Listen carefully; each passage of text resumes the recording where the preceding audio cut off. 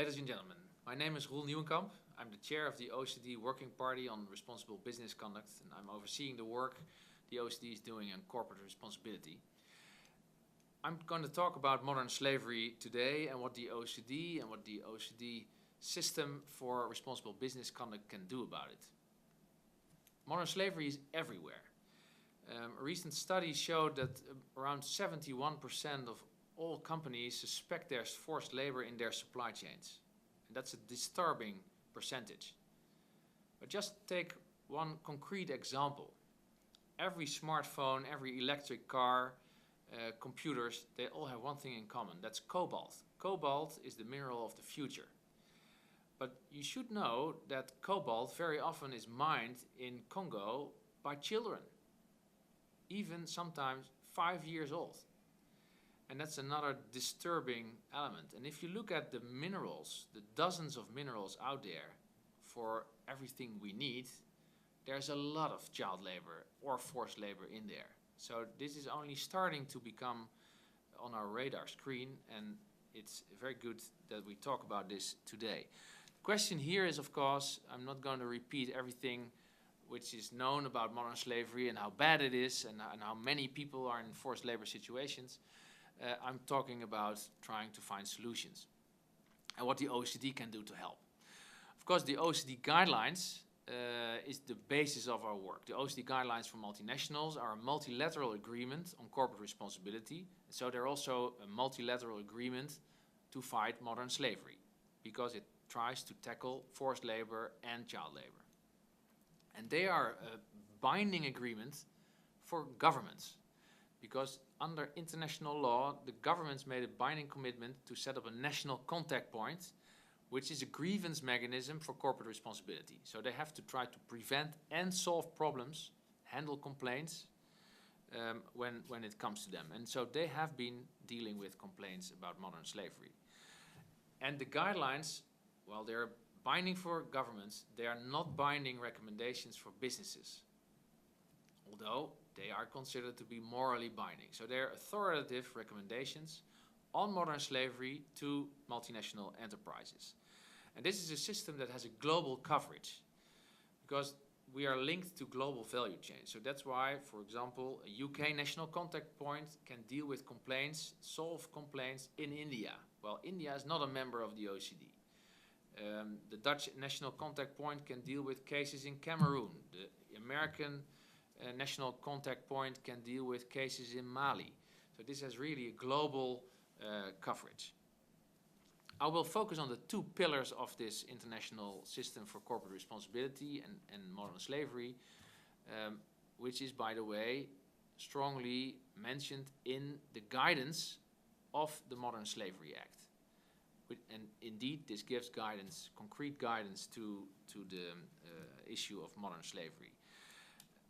There's two pillars to our work. First of all, we try to prevent problems. So that's why we have made guidances to help businesses to tackle, for example, modern slavery, forced labor, etc. And then there's the complaints mechanism. So I would like to focus first on the prevention. And we have made guidance with all stakeholders, businesses, trade unions, NGOs, to provide guidance on how to have responsible supply chains in minerals. Focusing, for example, not only on conflict finance, but also on the worst forms of child labor. So the due diligence guidance, as it's called, due diligence guidance for conflict minerals, they are providing guidance to businesses to make sure they don't have forced labor and worst forms of child labor in their supply chains. Important piece of guidance for the mineral sector. We've also made concrete guidance, which is called the OECD Due Diligence Guidance for the garment supply chains, which is guidance to help retailers and big garment brands, fashion brands, to have sustainable supply chains and responsible supply chains which do not have forced labor or child labor in them. So that's another piece of very concrete guidance for them. One of the points which is central to all these issues is a term and a concept called due diligence. And due diligence is basically something where you identify risks in your supply chain of modern slavery, then you manage them, and then you be accountable about it. So you have to report on what you do to tackle forced labor and child labor in your supply chain. So due diligence is the name of the game when it comes to the international standards in this field. Then the other pillar of our work is the complaints mechanism. So we have had several complaints about modern slavery in recent years. One famous one, which was tackled by many different national contact points, which is the not so sexy name for our grievance mechanism. That was about forced labor in the Uzbekistan cotton industry. So there was a complaint against several multinationals that tried to solve the issue of child labor in the cotton supply chains.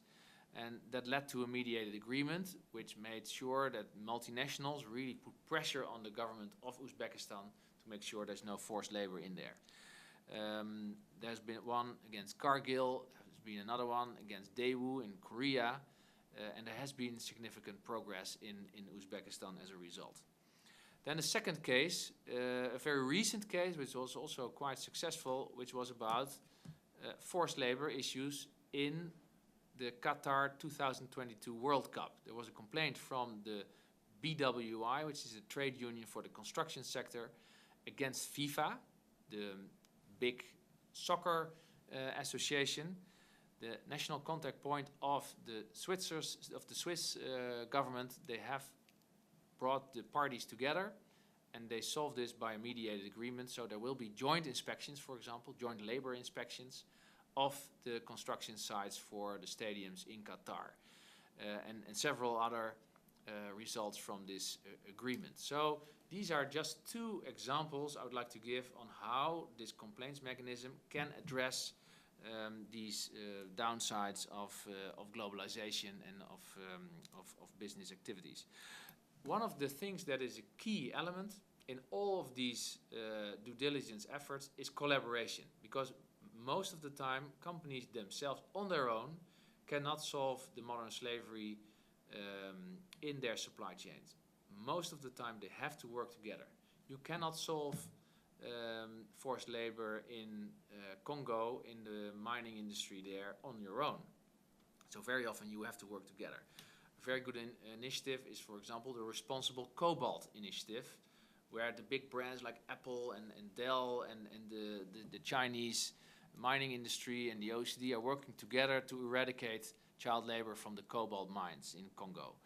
But another very good example is what happens, for example, in the sphere of recruitment.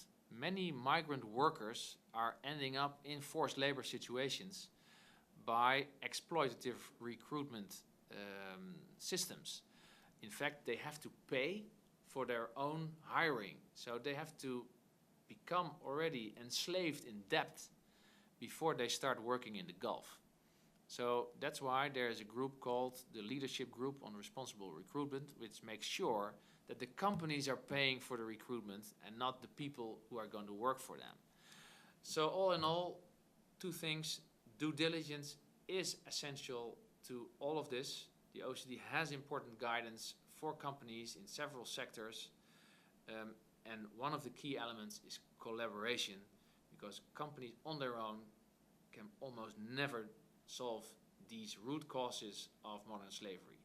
I hope this was very helpful guidance for companies, and I hope together with all parties involved, the governments, companies, and of course the civil society and trade unions, we can solve modern slavery in the near future.